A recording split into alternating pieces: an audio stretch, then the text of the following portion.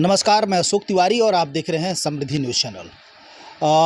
इस वक्त हमारे साथ महापौर भावी महापौर प्रत्याशी सुनील कुमार यादव जी मौजूद है और इसके पहले मैं आपको बता दूं कि ये पहले भी आरा नगर निगम के महापौर रह चुके हैं। अभी 2022 में चुनावी मैदान में ज़बरदस्त तरीके से है, लोगों से मिलने जुलने का कार्यक्रम इनका प्रारंभ है। किस एजेंडे के साथ ये चुनाव लड़ रहे हैं, कैसे लग रहा है कि तमाम लोग हमारे साथ आएंगे, तमाम मुद्दों पे इनसे बात करेंगे। विकास में कहाँ कहाँ इन्होंने गति दिया है, क्योंकि इसके पहले हमने एक सीरीज़ दिखाया था जिसमें इनके पूरे जो भी इनके पारिवारिक हिस्ट्री है उस पर हमने चर्चा किया था। लेकिन आज हम इनके जो भी कार्य अवधि रहा है या जो भी विकास इन्होंने किया है आरा नगर निगम में, उन तमाम मुद्दों पे बात करेंगे। इस बार चुनावी मैदान में ज़बरदस्त तरीके से आपने कमर कस लिया है और जहां तक हर जगह चर्चा का विषय बने हुए हैं आप कि नहीं, आप ज़बरदस्त तरीके से आपकी बार चुनावी मैदान में है, तो कैसे आपको एक अटूट विश्वास हो रहा है कि नहीं, तमाम नगर निगम की जनता मेरे पक्ष में होगी, मेरा साथ देगी? ऐसा आपने क्या किया है? सबसे पहले समृद्धि न्यूज़ चैनल के सभी दर्शकों को मैं प्रणाम करता हूं। देखिए, इसका मुख्य कारण है कि मेरे पूरे शहर के जितने भी गार्जियन, अभिभावक, साथी हैं, उनसे मेरा प्रेम जुड़ा हुआ है शुरू से। जब से हम यहीं हम पढ़े हैं, मिशन स्कूल से पढ़े हैं, जो आप जान ही रहे हैं, जैन कॉलेज से पढ़े हैं, तो पूरा मेरा जो यहीं पे मेरा ज़िंदगी शुरू हुआ है और सभी संपर्क साथियों से, हमारे अभिभावक से लगातार मेरा रहा है। और दूसरा कारण है कि जैसे हमारे वार्ड को ही देख लीजिए, पहले हम लोग वार्ड से जीत के मेयर बनते थे, तो वार्ड में हमारे सब घर से मेरा पारिवारिक संबंध है, चाहे वो किसी समाज का हो, किसी कास्ट का हो, हिंदू हो, मुस्लिम हो, सभी घर से मेरा पारिवारिक संबंध है। हर घर के हर दुख में, हर सुख में हम निरंतर जाते हैं। यही कारण है कि हमको लग रहा है कि ज़रूर हमें सफलता मिलेगी। अच्छा, आप की शुरुआत किए थे, हालांकि आपने पिछले इंटरव्यू में बताया था कि राजनीति मेरा एम्बिशन नहीं था, हमारा लक्ष्य नहीं था कि हम राजनीति में आए, लेकिन लोगों का प्रेशर हुआ, तमाम लोगों का प्रेशर हुआ कि नहीं, आपको राजनीति में आना है। और लोगों ने प्रेशर ही नहीं दिया, लोगों ने आपको आशीर्वाद भी दिया। वार्ड पार्षद से आप पहले वार्ड पार्षद बने, वार्ड नंबर 44 से, और उसके बाद आपको तमाम वार्ड पार्षदों ने आपको मेयर बना दिया। फिर 2012 से 2017 तक आप मेयर रहे हैं और उसके बाद 2017 से 2019 तक आपकी पत्नी मेयर रही है, निर्विरोध मेयर यहाँ के वार्ड पार्षदों ने बनाया। तो कहीं ना कहीं आपकी खूबी लोगों में दिखी होगी, वार्ड पार्षदों को दिखी होगी। तो अभी इस वक्त चूँकि तमाम लोग आपको देख रहे हैं, आरा नगर निगम में बहुत सारी चर्चाएं हुआ करती थी कि पहले भी नगर निगम में कोई काम नहीं हुआ था, अभी भी कोई काम नहीं हो रहा है, चूँकि लगातार दोषारोपण की प्रक्रिया जारी है। हम आपसे जानना चाहेंगे कि 2012 से 2017 तक 5 साल के कार्यकाल में आपने क्या किया था? देखिए, ऐसे तो हम लोग वार्ड पार्षद के मेयर उस समय थे, लेकिन फिर भी हमने पूरे शहर को ध्यान में रखते हुए अपना मास्टर प्लान बनाया। पहले आप मात्र एक वीर कुंवर सिंह पार्क था शहर में, हमने मोती टोला में एक पार्क बनवाया। उसके बाद अब देखेंगे जज साहब के कोठी के पास एक पारस भी हमारे पार्षद थे, उनके सहयोग से एक छोटा सा ही पार्क। उसके बाद जज कोठी के अंदर जो जज आवास है, उसमें भी हमने एक छोटा सा पार्क का निर्माण कराया। तो मैंने जो बुनियादी सुविधा मिलनी चाहिए, जहाँ भी हमें लगा, उस समय फंड भी कम था, लेकिन हमने कोशिश किया कि जितना अधिक से अधिक सुविधा दे सके यहाँ के नागरिकों को, हमारे जनता को, हमारे भगवान को। 2012 से 2017 में फंड कम था, ठीक है, लेकिन 2017 से 2019 में तो पर्याप्त मात्रा में फंड था। और 2017 से यदि 19 की बात करें तो आपकी पत्नी प्रियम ही मेयर थी। उस समय आपने क्या किया? देखिए, हम लोग 7 साल में बहुत, जैसे आपको देख लीजिए, जैसे पटना में आप लोग हाई मार्क्स पहले देखते होंगे, उस हाई मार्क्स को मैंने आरा में फर्स्ट बार स्थापित करवाया 2014-15 के आसपास में। हाई मार्क्स जो आप चौक चौराहे पर देख रहे होंगे, बड़ा सा पोल है, उस पर चारों तरफ लाइट लगा हुआ है, हर चौक चौराहे पर लगाया है महिलाओं को सुरक्षा को देखते हुए।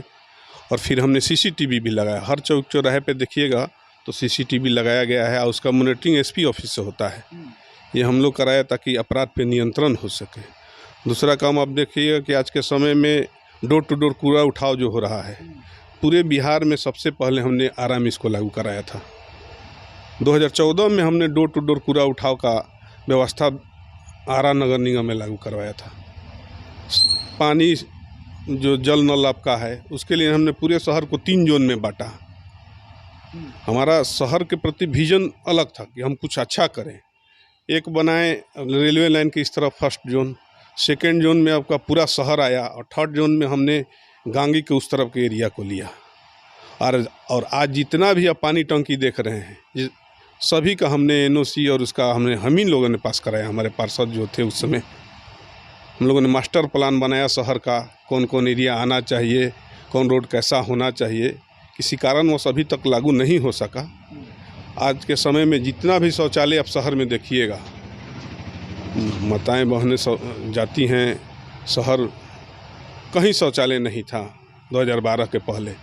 उसके पहले भी मेयर थे और लोग थे, अध्यक्ष थे, लेकिन किसी ने भी इस बात को नहीं सोचा।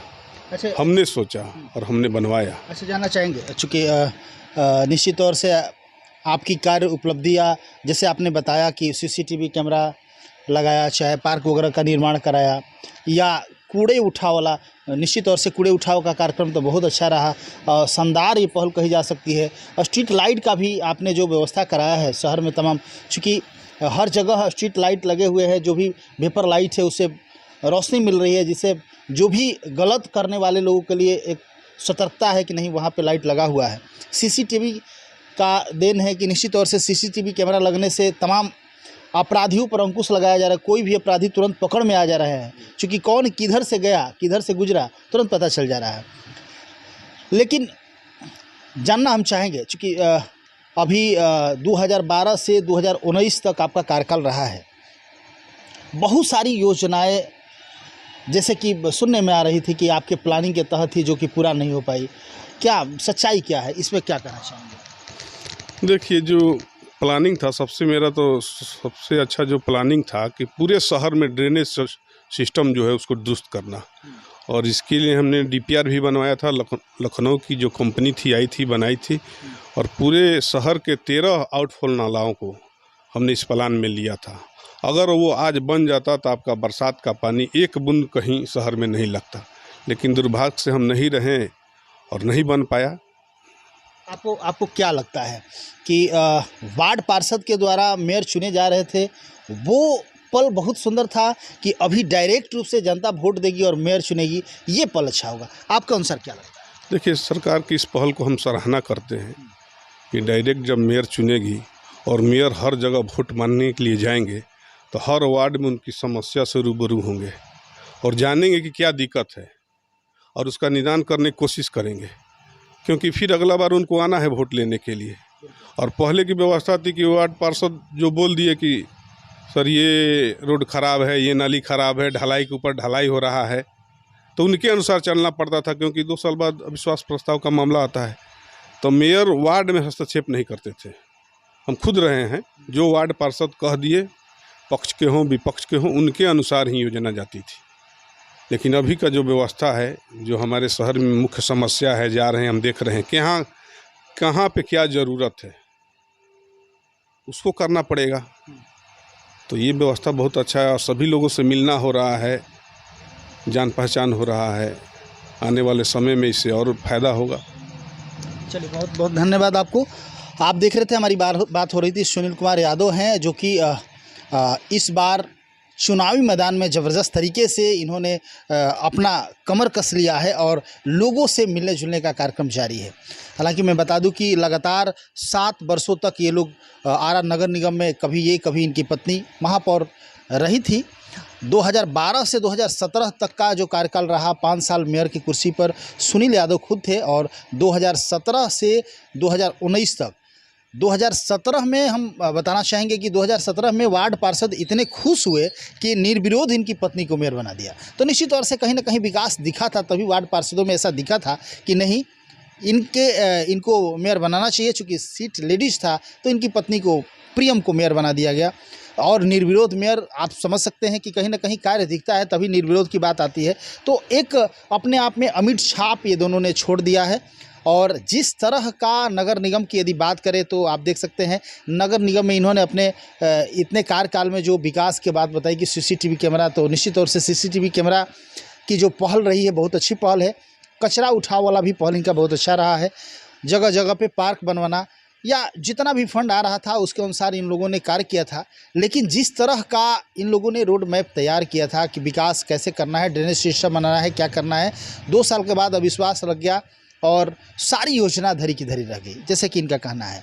हालांकि ज़बरदस्त तरीके से तैयारियों में है और इनका कहना है कि वार्ड पार्षद चुनाव करते थे तो वैसे स्थिति में वार्ड पार्षद की बात सुननी हमारी मजबूरी हो जाती थी, चूँकि 2 वर्षों के बाद अविश्वास लगता तो फिर वो वार्ड पार्षद जो कहेंगे जो करते थे, तो एक मजबूरी होती है। तो मजबूरी के बंधन में बंधने के बाद उस तरह का विकास की गति कोई भी नहीं दे पाता है, चूँकि उतने लोगों में 40-45 लोगों में सिमट कर रह जाना है, या जो भी 20-22-25 लोग जो वोट देते हैं उन्हीं लोगों में सिमट कर रह जाना है। चूँकि सर्वोपरि मेयर है, आरा नगर निगम का महापौर जो होते हैं वही सर्वोपरि है, वही विकास की गति देते हैं। तो लोगों को लगता था कि नहीं मेयर दोषी है। हालांकि मामला बहुत सारी चीज़ें, बहुत कुछ होता है। तो इनका कहना है कि अभी जो पहल सरकार ने की है कि नहीं डायरेक्ट रूप से जो वोटर है वो वोट देंगे और अपने वोट से मेयर का चुनाव करेंगे, तो सरकार की बहुत अच्छी पहल है और सराहनीय पहल से ये लोग काफ़ी खुश है और इन्हें विश्वास है कि अब हम डोर टू डोर जाकर आम जनता की समस्याओं को सुनेंगे और जो भी समस्या होगा उसका निदान भी करेंगे।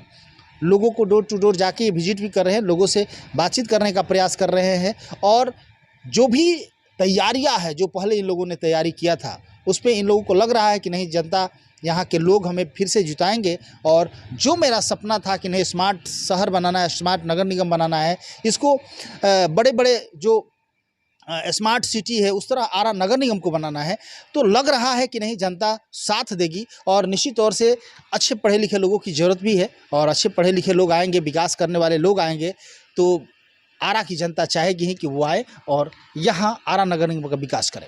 तो देखते रहिए, तमाम खबरों को दिखाते रहेंगे। और सुनील कुमार यादव की बहुत सारी पहल ऐसी है, बहुत सारे इन पे दोषारोपण भी लगाए गए हैं, उस पर भी हम चर्चा करेंगे। आगे जो हम सीरीज दिखाएंगे उसमें दिखाएंगे कि आखिर क्या मामला था, आखिर विकास हुआ तो क्या और क्या क्या विकास हुआ, कहाँ कहाँ बाधा आई तो क्यों बाधा आई, तमाम चीज़ों को आपको दिखाएंगे और आपके तमाम समस्याओं का समाधान करेंगे समृद्धि न्यूज़ चैनल पर। देखते रहिए Samriddhi news channel. Camera person Raju के साथ, थैंक यू।